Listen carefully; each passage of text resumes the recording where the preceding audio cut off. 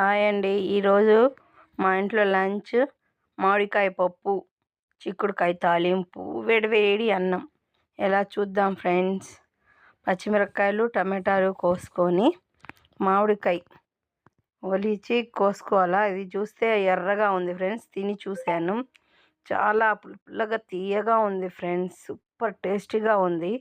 అందుకే మా మనవరాలు వచ్చి తింటద్దని చెప్పి పక్కన పెట్టేసి ఇంకో మామిడికాయ కోస్తున్నాను. కోసేసి సన్నగా తరుక్కొని దాని పప్పులో వేయాల. అన్నీ కలిపి ఎర్రగడ్డ, టమాటా, మామిడికాయ, పచ్చిమిర్చి వేసేసి ఒక స్పూన్ పసుపు వేసేయాలి ఫ్రెండ్స్.